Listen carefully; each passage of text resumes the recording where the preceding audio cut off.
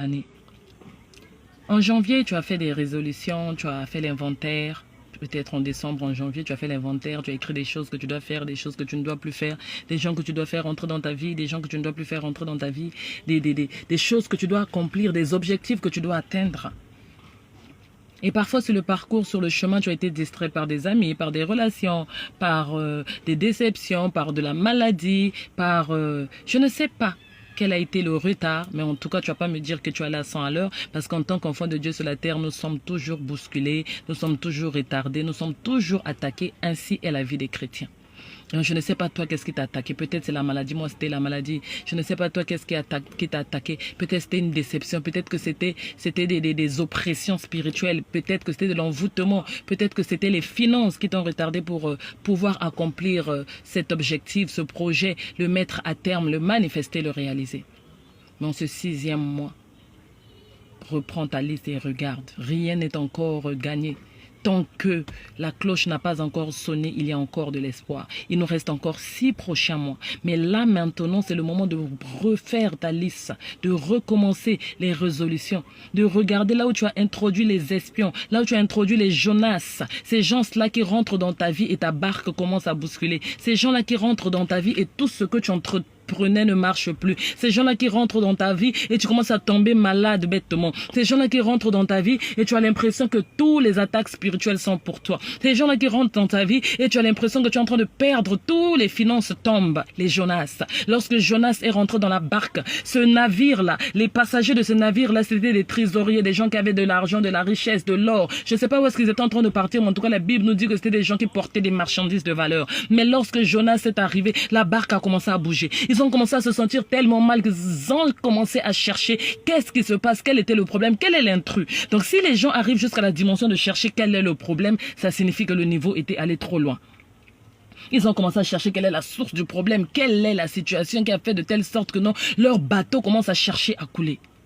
Jusqu'à ce qu'ils remontent jusqu'à Jonas et disent non, on a laissé rentrer un intrus. Il faut qu'on le sorte de là. Et lorsqu'ils ont sorti de là, leur bateau s'est stabilisé. D'autres personnes, c'est des Lot qu'ils ont fait rentrer dans leur vie. Lot qui symbolise le voile. Lorsque Lot arrive dans ta vie, tu deviens totalement aveugle. Tu ne te rappelles plus de tes enfants, tu ne te rappelles plus de tes projets, tu ne te rappelles plus de la destination, tu ne te rappelles plus de l'objectif. Toute ta vie tourne autour de lui. Lot devient ton meilleur ami. Ce n'est que de lui. Tu vas le voir, tu vas le rendre visite. Tu as oublié tout. Ce n'est que le meilleur ami dont on entend parler, la meilleure amie. Ça peut être une femme. Il n'y a que cette chérie là qu'on entend parler. Tous les projets, tu as mis de côté. Lot depuis qu'elle est venue, c'est elle seulement. C'est elle, l'argent que tu avais épargné, tu lui as donné. Le voyage que tu devais faire, tu n'as pas fait, tu lui as donné à elle de faire, à lui de faire, que ça soit un homme, une femme, quel que soit quel était ton Lot. Lot, c'est cette personne-là qui vient se mettre devant toi tel un voile et lui se met en lumière pendant que toi, il te laisse dans les ténèbres. Là où tu t'habillais bien, tu ne t'habilles plus bien, tu lui donnes tous les habits. Là où toi, tu avais des projets, au lieu de financer tes projets, tu mets tes projets en arrière pour financer ses projets à lui. Lot commence à t'aveugler pour que lui, il soit à la lumière. Mais tu dois faire comme Abraham. Abraham, à un moment donné, il a regardé, il a dit non, tu es mon frère, tu es mon ami, on a grandi ensemble. Mais là, moi, je connais mon chemin, je connais ma destinée. Dieu m'attend quelque part. Si je vais à gauche, tu vas à droite. En tout cas, aujourd'hui, Lot, si je vais à droite, tu vas à gauche. Mais il est hors de question que toi et moi, on continue encore. Lot, ça peut être ton ami, ça peut être ta femme, ça peut être ta petite soeur, ça peut être une relation dans laquelle tu es rentré. Ça peut être même ton enfant. Mais aujourd'hui, il faut que tu refasses l'inventaire. Fais descendre tous les Jonas, fais descendre tous les Lot, enlève le voile. Mets-toi en avant et brille. Enlève les Jonas, restabilise ton bateau et continue de naviguer. Car le Seigneur t'attend. À l'autre bord, là où vous étiez donné rendez-vous, là où vous étiez en train d'écrire la liste des résolutions de l'année 2024, des choses à accomplir et à ne plus accomplir, le Seigneur va t'attendre au mois de décembre prochain pour pouvoir dire Père, ça j'ai respecté, ça j'ai fait. Alors le mois de juin est un mois de lumière, j'entends lumière, lumière, lumière, lumière. Ta bénédiction, c'est que tu vas briller. On entendra parler de toi là où on n'a jamais entendu parler de toi. Tes CV seront accueillis là où ils ont toujours refusé. Ton nom sera mené là où tu n'aurais jamais cru que ça pouvait être mené.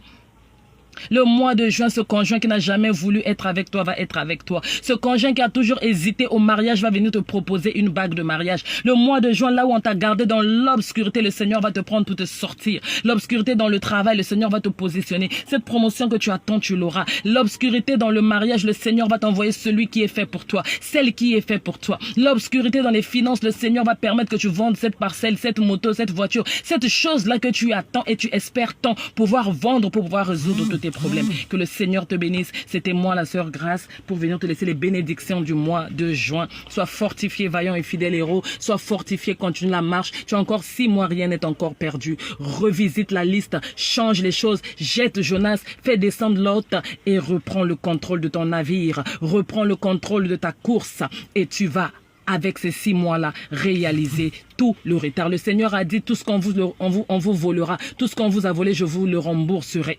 Donc, quel que soit ce qu'on t'a volé, 6 mois de retard, ta fatigue, la maladie, quel que soit ce qu'on t'a volé, comment on t'a retardé, ces 6 prochains mois, j'entends accélération, accélération, accélération. Donc, si t'ont retardé pendant 6 mois, ces 6 mois les choses vont aller aussi rapide. Ainsi parle l'Éternel dans ta vie. Que le Seigneur te bénisse puissamment. Excellent fin du mois de mai et excellent fin d'après-midi. C'est encore moi, la sœur Grâce, pour te servir. Shalom.